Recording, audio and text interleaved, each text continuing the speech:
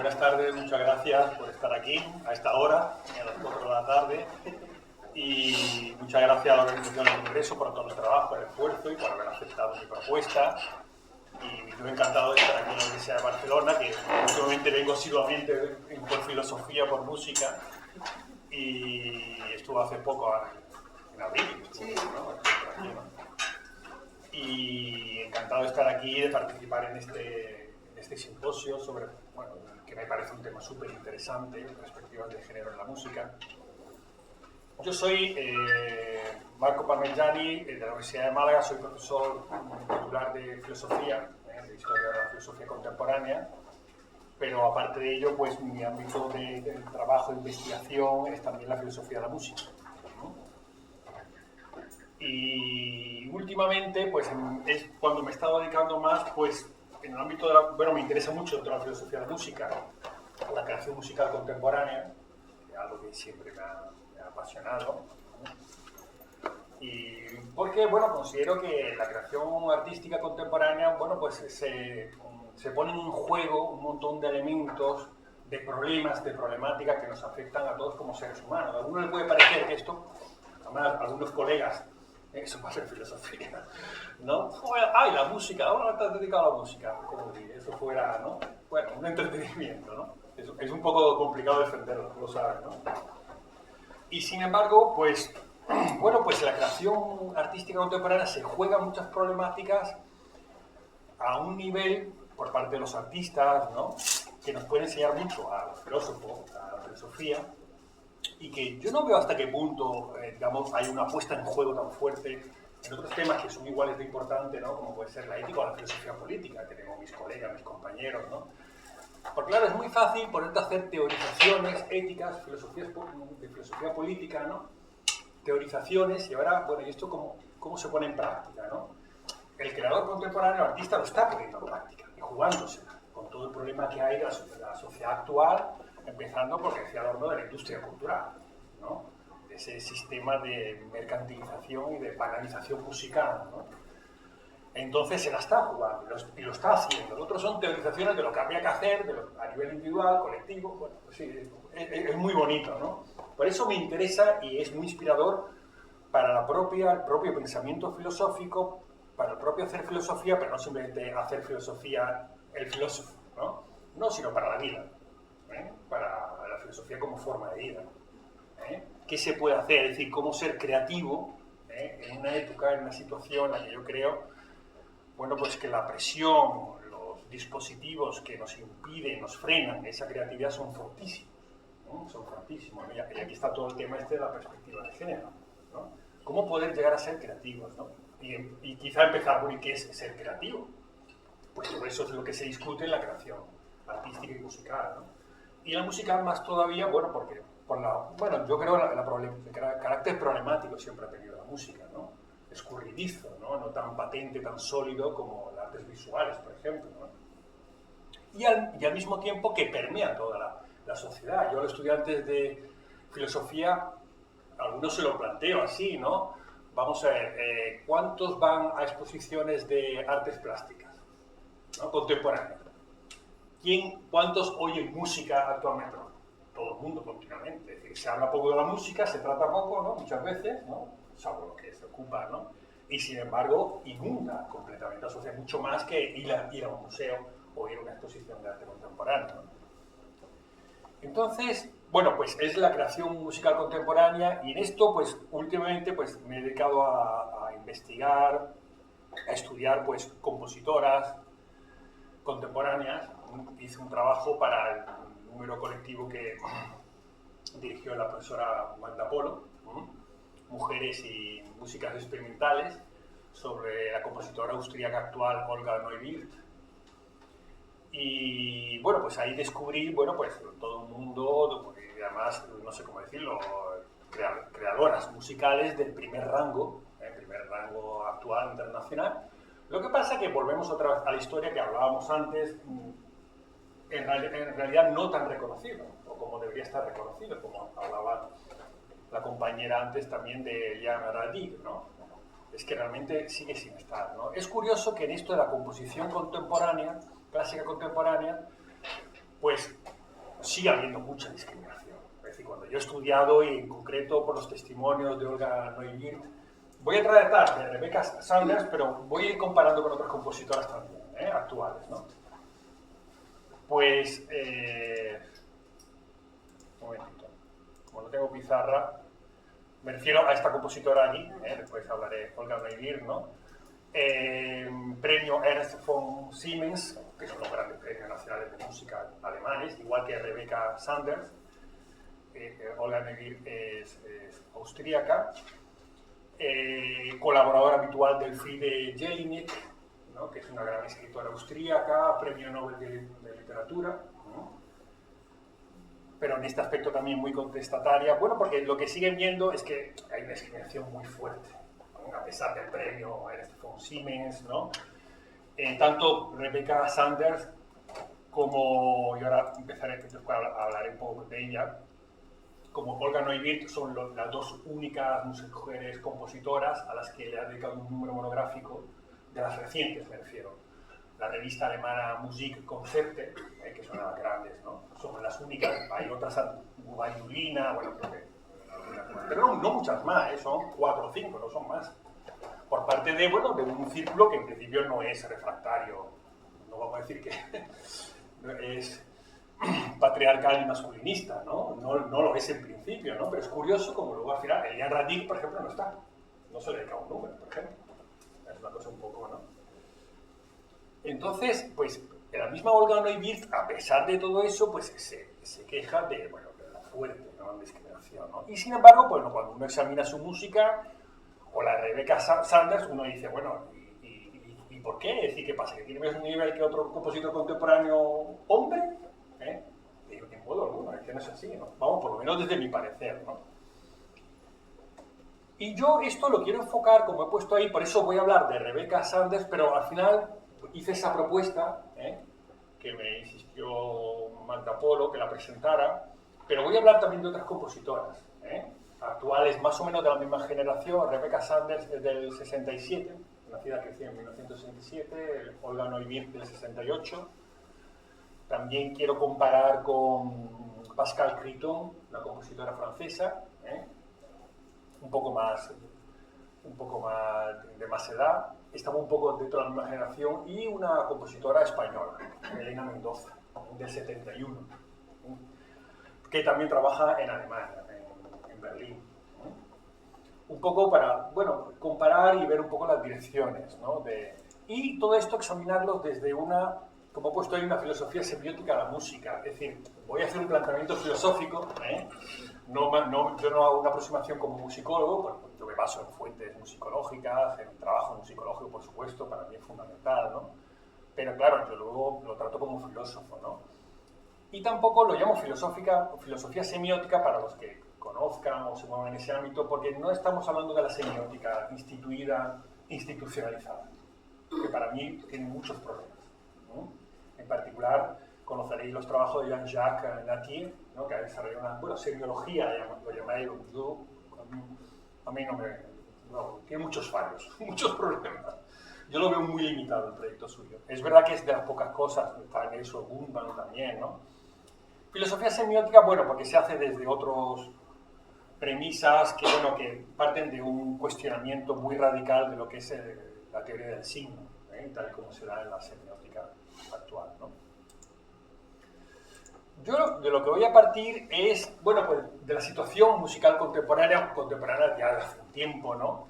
Y es partir del hecho de que, lo he comentado con algunos colegas, también con Bagdad, cómo se puede detectar hace ya, bueno, una década, no es ahora, ¿no? Pues una necesidad de la creación musical contemporánea de recuperar alguna clase de contenido simbólico para el músico, ¿no? Y dentro de todos los cambios de paradigmas que ha habido en el siglo XX, donde hemos pasado del paradigma de la obra musical, de la obra autónoma cerrada, ¿no? Del siglo XIX, a la música como proceso, como un proceso, un work in progress, ¿no? Que realmente no tiene ni comienzo ni tiene fin, ¿no? Pero luego ya más todavía la música como prácticas ya, por decir, como performance, ¿no? Y ya lo último, como trata en su libro Makis Solomos, la música como ecosistema, como ecosistema, ¿no? en su último libro de Maki Solomos, que habla de la ecología de la música del sonido, de Jan Radic también tiene pero donde yo destacaría este es un compositor que he descubierto recientemente muy interesante, que es el italiano Agostino Di Scipio, ¿no? Donde pues lo que él compone son audible ecosystems, ¿no? Ecosistemas audibles, ¿no? No ya prácticas, sino ecosistemas, ¿no? Esto, claro, puede parecer muy en la boga actual, ¿no? Pero realmente tiene todo un sentido profundo y muy interesante, ¿no? Bueno, sea como sea, en las distintas versiones lo que se nota es esa necesidad de recuperar algún tipo de contenido simbólico frente a lo que había ocurrido en la creación musical contemporánea a partir después de la Segunda Guerra Mundial, ¿no? Con el serialismo integral y luego ya lo que se podría llamar la estética material, matérica, ¿no? De depurar completamente, ¿no? La obra musical de todo contenido simbólico al máximo, ¿no? Y llegar al puro sonido, ¿no? Como puede verse en compositores, bueno, referentes como pueden ser en el ámbito americano Morton Feldman o Giacinto Scelsi, ¿no? O el último Luigi Nono, ¿no? Depurar completamente la música de todo componente simbólico. Pues lo que se siente es esa urgencia, ¿eh? Claro, aquí planteo, ¿esto es una moda? ¿Es solo una moda? ¿O es un dispositivo en el sentido Foucaultiano, un dispositivo de poder? ¿Para qué? Bueno, un dispositivo de poder para normalizar las conductas, normalizar los comportamientos, la creación musical contemporánea.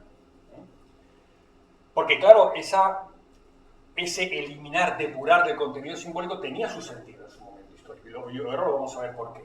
No era una radicalidad sin sentido, ¿no? O responde, como he puesto aquí, a una necesidad vital, ¿no? Es decir, como he puesto ahí, se sintetizaría en esta frase: no se puede seguir viendo todo el tiempo, es algo que he discutido con colegas, y esto, fijaos que afecta a todos los ámbitos, sin dimensión simbólica, ¿no? Es decir, aquello del posmodernismo, han caído los grandes relatos, sí, pero no se puede vivir sin relatos, sin grandes relatos. Aunque he puesto yo ahí Nietzsche, aunque sepamos perfectamente que esos relatos son ficciones, porque son constructos, ¿no? Es un poco la duda, ¿no?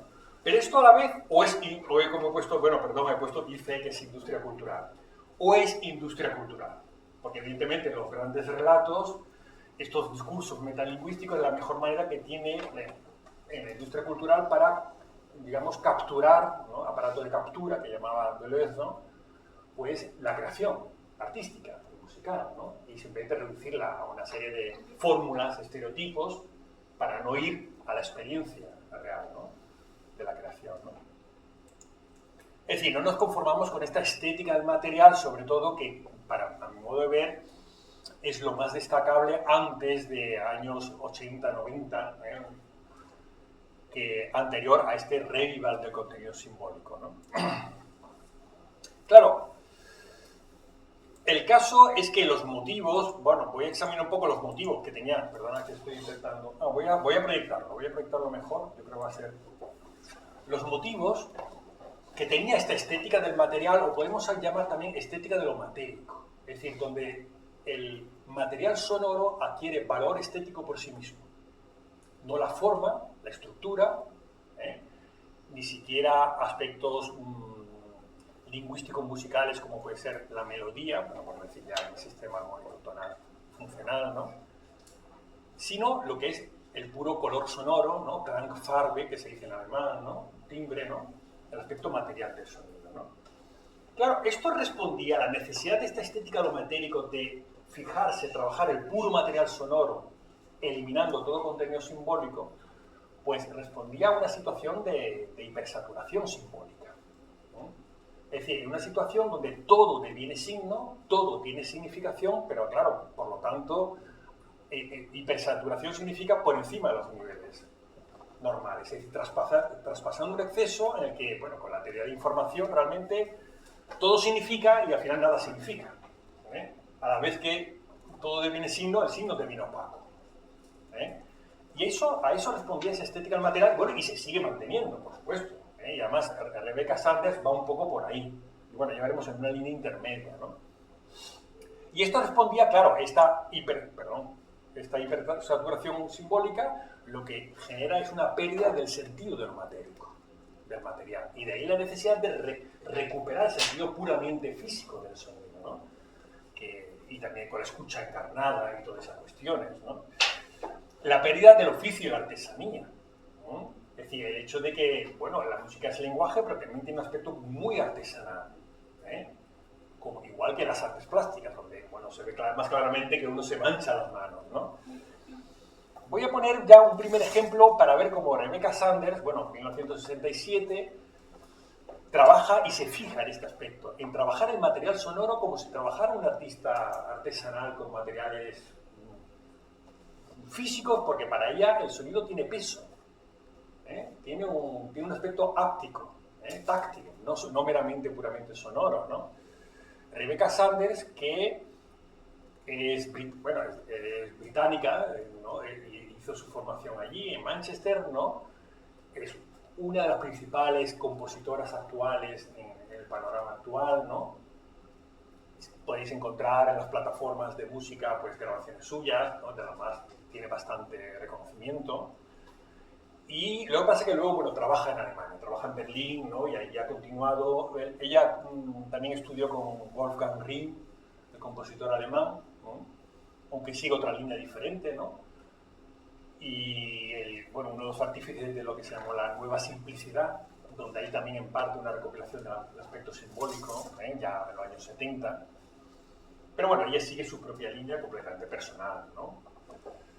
Y vamos a ver una primera, yo espero que esto funcione. Fijaos, esta pieza, ¿cómo se llama? Esta Dust, módulos 534, interpretadas por el conjunto Musikfabrik. Bueno, aquí me salen al final varios, vamos a poner este mismo, el primero, porque son varios.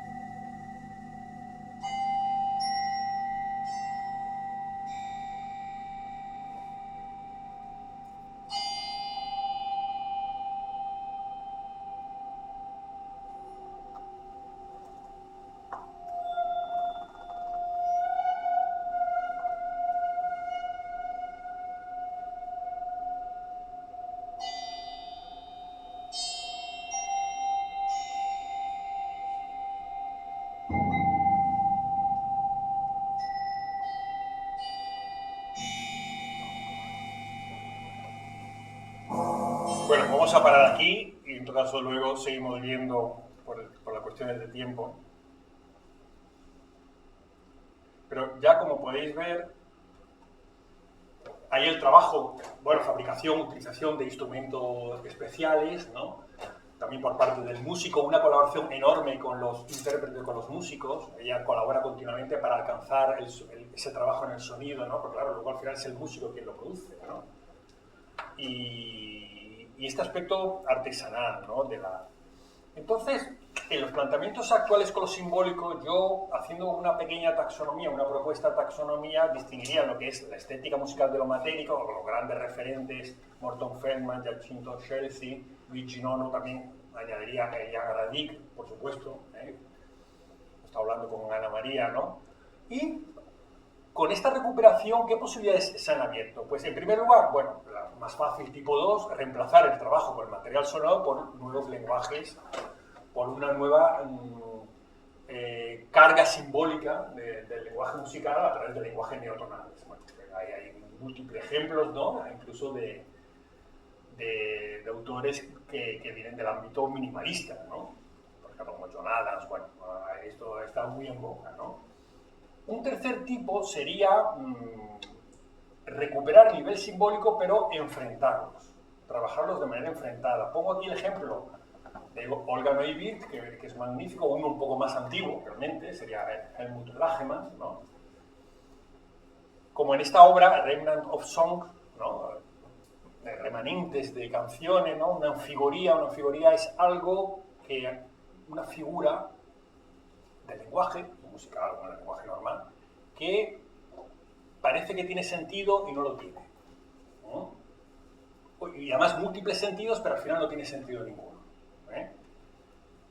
Bueno, está puesto, vamos a ver si queréis un momentito cuando pase el anuncio. Tienes que desactivar el sonido. Ah, verdad. Aquí ves. Sí, sí.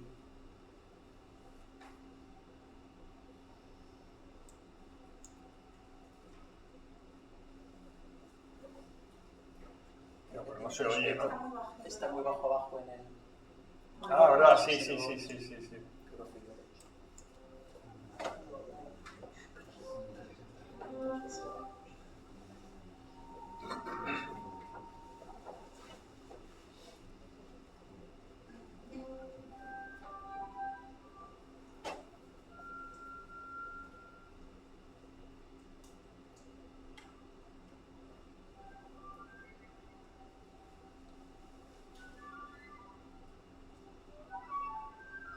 Voy a hacer un poco una parte más.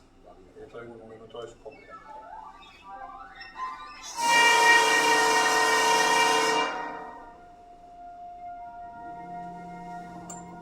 Yo tengo un trabajo publicado en ese volumen sobre Organo y Mills, analizando un poco esta cuestión, cómo enfrenta a nivel simbólico al trabajo con el sonoro.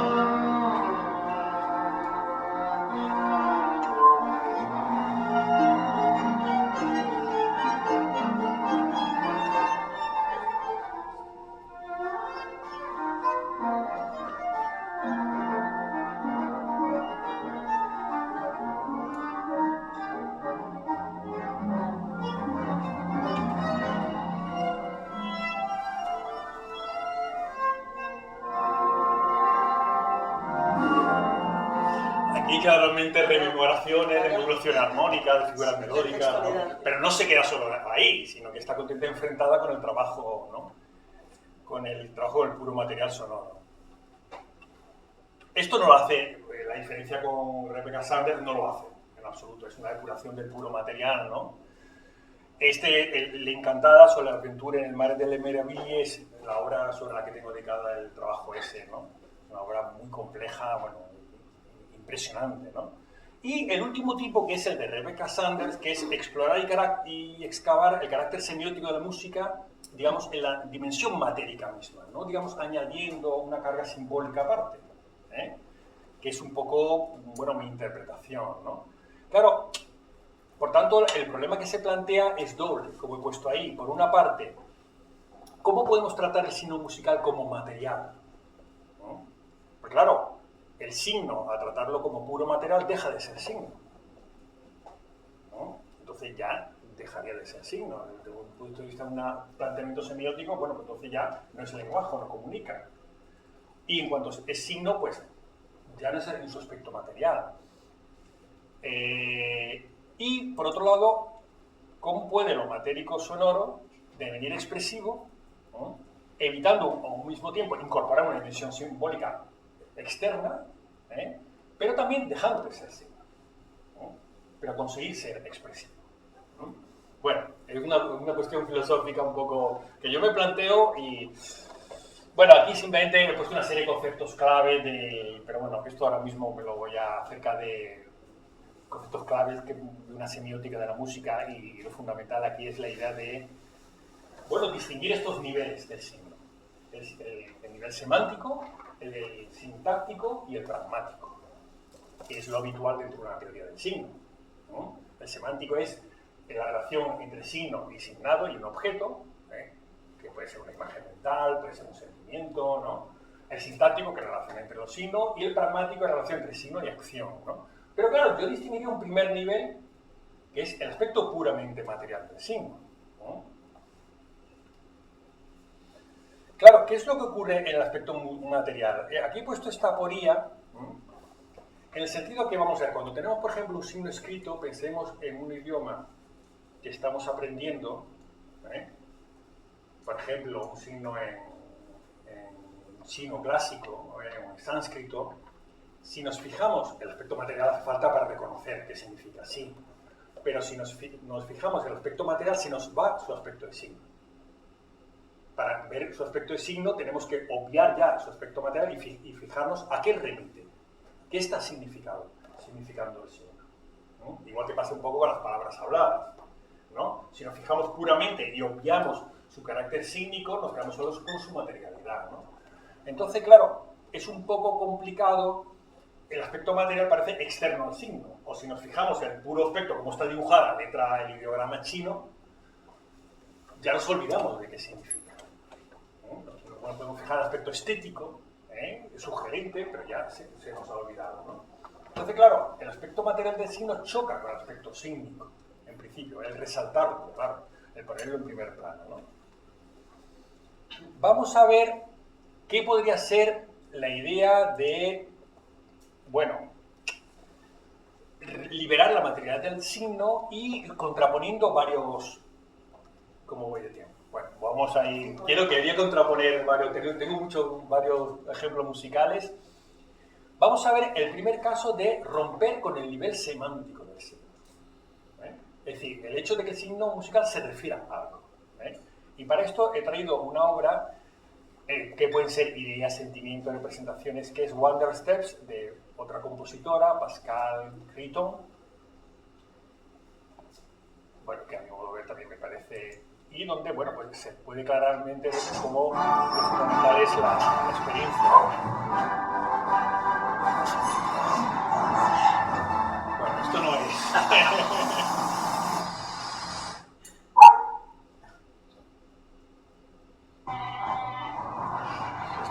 Hay que pagar la suscripción, ¿eh? Ya se puede emitir. Aquí ya está, ya se puede emitir.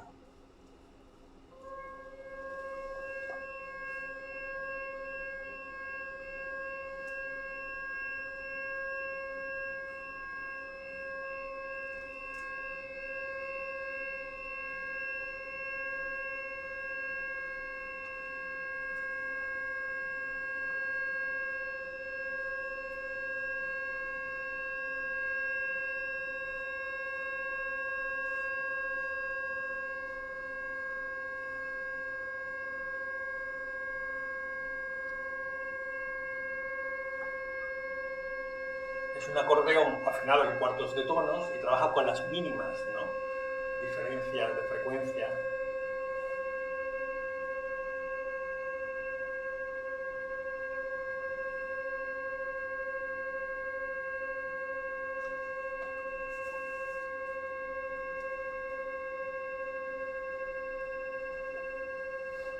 Esto es un desarrollo así, 12 minutos, un desarrollo así que dura 12 minutos, ¿no? Otro ejemplo es, como he puesto, bueno, ya lo oís, porque si no, de Elena Mendoza, que me parece también una compositora muy interesante, pero donde más bien se trata de romper con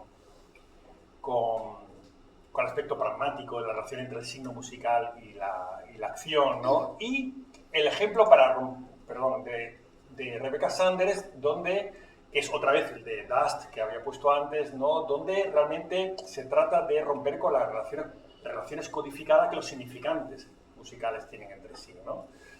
Por tanto, yo veo que la posición de Rebecca Sanders se incluye, es que intento subrayar y veo que no se puede subrayar, en la tercera solución, ¿no?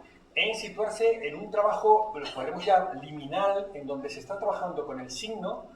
Cada vez es signo y deja de ser signo. No se trata ni de hacer oscilar entre los significantes a significante, como hace Xenakis, por ejemplo, en Yorkos o en John Hayes, o estratificar, sino trabajar en esa línea intermedia. Y aquí yo quería poner esta obra, ella tiene dos obras que es con las que yo quería, que es Scar y Wund.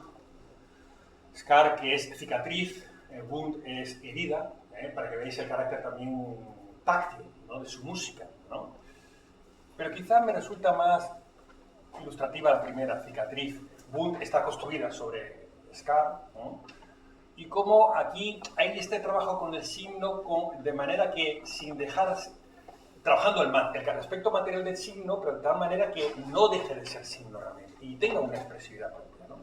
No, voy a poner el de el boot y ya con esto terminamos. Si me deja la moderadora, terminamos.